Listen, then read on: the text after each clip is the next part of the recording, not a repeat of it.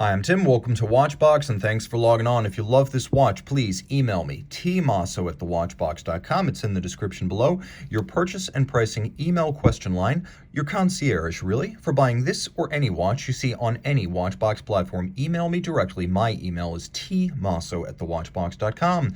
Today, we discuss a watch launched for 2014. It still looks up to the minute. A timepiece 44 millimeters in titanium and white ceramic. This is the Audemars Piguet Royal Oak Offshore white ceramic. Lovely differences in textures, tones, materials. This is a handsome 44 millimeter ceramic watch that's feather light, though it is immense. 44 millimeters in diameter, 14.6 millimeters thick from lug tip to lug tip, and we're just talking about the ceramic case. It measures 55.7 millimeters. If we include these titanium plots, which further extend the distance across the wrist, now it's 59 millimeters. That's why I advise you to treat this as a 46 millimeter watch. When you're thinking about whether it fits, think IWC Big Pilot, and that's your guide.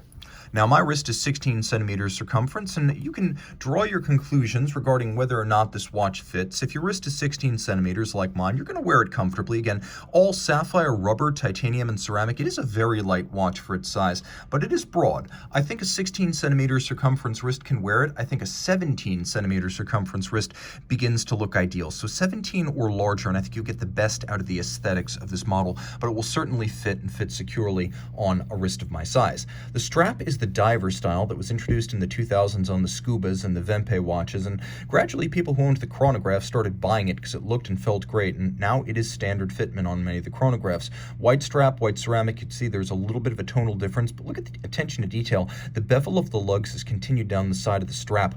The strap has little strakes that extend visually the plots, and then it's this lovely matte frosted sort of texture. It is a cut strap, and cut straps can be built to tolerances that injected straps cannot. It is vulcanized rubber. It is a brand new AP factory strap, and you can see that on both sides. The watch includes a matching pin buckle, which, as you will note, is of matching titanium satinated. Quick and easy adjustments. That glorious gray metal is what you'll see wherever you see metal hardware on this watch. So titanium plots retaining the strap. You have titanium hardware surrounding the crowns and chronograph pushers, as well as comprising the base of the chronograph pushers. Now you can see that the strap is held on using screws and bars, which is the more expensive but also more secure way to attach a strap to a case. Given a watch this expensive and substantial, I like to see that. AP not pinching pennies. The shoulder for the crown as well as the caps for the chronograph pushers are white ceramic. The case is white ceramic, the bezel white ceramic. Now if you look carefully, you will note that the finish on this watch is exactly the same as you will find on a standard Royal Oak, right down to the little expanding polished bevel on the side. There's satination on the lug hoods, there's polish on the edge of the bezel, and then satin on its very outer shoulder. So it's finished by hand the same way the metal versions are. It just takes longer, and the tools to do so are more expensive. The bezel gasket is always expressed as a styling feature on the Royal Oak Offshore, but it really pops on this all-white watch, so it's a handsome contrast, and it helps to layer the look. You can see the character lines continue perfectly from the bezel through the mid-case through the case back, so there's a lot of design symmetry and continuity here. And if you do gouge the shoulders for the pushers and the crown, they're actually modular. They're fixed by hex screws, and they can be replaced. 6 stainless steel hex bolts surround the bezel, and they are bolts, not screws. That's how they can be made to align like that in sockets. The dial features lovely and lush combinations of an ecru off-white Mega Tapisserie semi-gloss center.